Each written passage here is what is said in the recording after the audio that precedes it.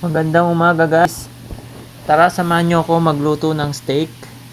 Ayan, itinapat ko pa sa bintana para maganda ang view. At syempre hindi masarap yan kung walang sinangag na may mixed vegetable.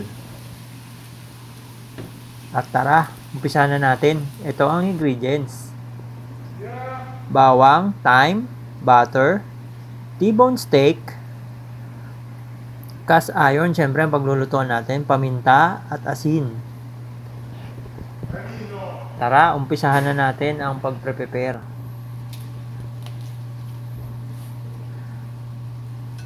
Isang napakalaking T-bone steak po yan. Halos hindi na nga po siya magkasya sa isang plato. Lalagyan lang po natin yan ng paminta, asin,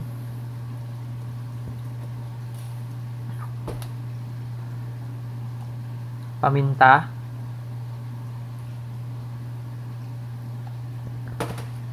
at dapat irarab natin yan kabilaan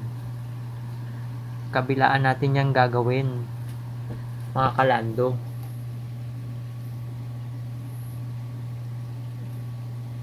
At pag nalagyan na natin ng seasoning, rarab natin yan ng ating mga kamay. Malinis ang aking kamay, huwag kayong mag-alala.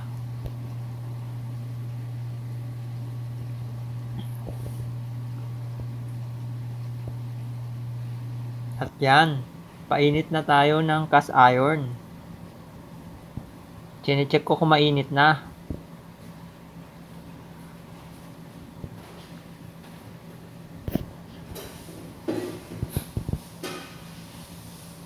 Sa puntong ito ay painit na ang ating cast iron at tinahanda na natin ang steak. Ayan, mainit na nga siya. Kukuhanin na natin ang steak at ipapan-fry natin yan. Siguro mga 1 minute pan-fry, kabilaan.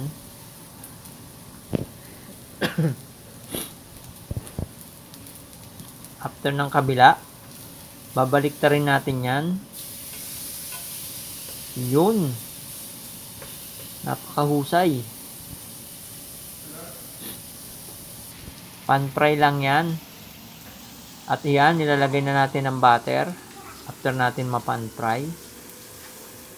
Sa puntong ito ay medyo napasobra ako sa butter. Kaya aalisin ko yung sobra. Yan, nakikita nyo, inalis ko ang sobra. At ilalagay natin ang bawang at thyme. Medyo binilisan ko ang video dyan dahil masyadong mahaba. Yan. At ngayon mag-umpisa na tayo mag-basting. Di-basting lang natin yan. Para sumarap ang ating steak. Yan. Di na nga pala ako gumamit ng rosemary dyan. Thyme na lang. Tama na yan. Masyado ka ng magastos steak.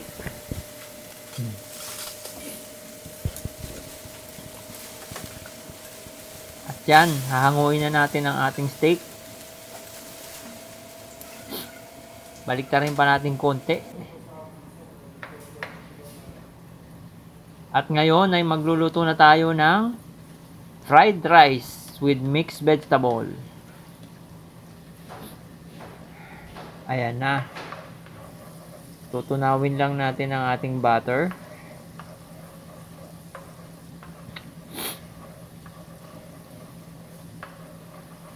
Sa puntong ito, ang ating apoy ay nasa high heat. Kaya dapat consistent ang iyong paghalo sa butter para hindi masunog. Dahil ang butter ay madaling masunog. Para sa inyong kaalaman.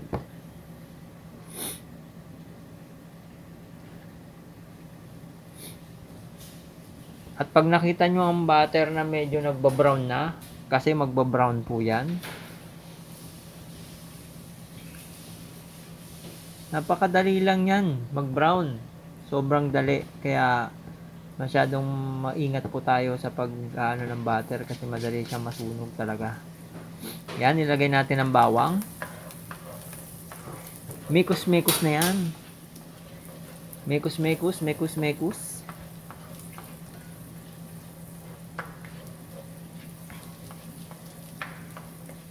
Mekos-mekos natin yan.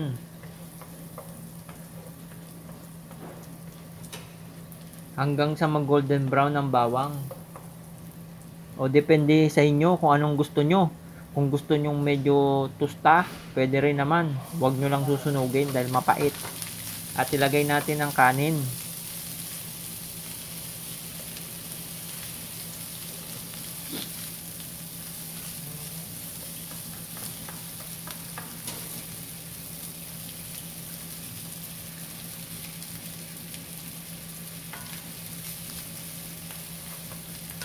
Yan. Gumagamit po tayo dyan ng bahaw na kanin. Yan ang napakasarap sa sinangag. Lalong-lalo na yung galing sa rep. Ay naku, napakasarap. Lalagay tayo ng konting paminta. Asin, konti lang.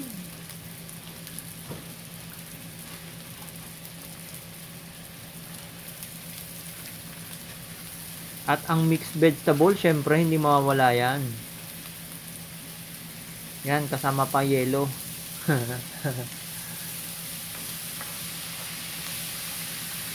Mekos-mekos yan, mekos-mekos, mekos-mekos lang.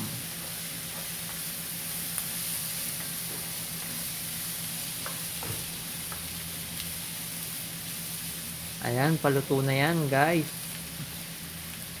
Konting halo-halo lang yan. Siguraduhin lang natin maluto. Pero actually, yung nabibili sa mall na frozen, luto na yan, guys.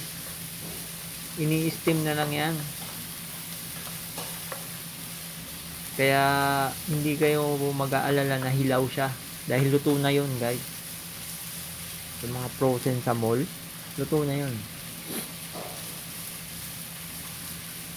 Ayan, mekos-mekos lang natin yan.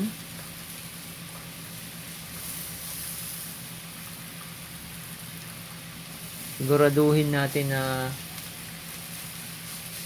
nasangag siya at sa puntong ito maghihina tayo ng apoy sa final na natin, sa final na paghalo. Yan, luto na yan.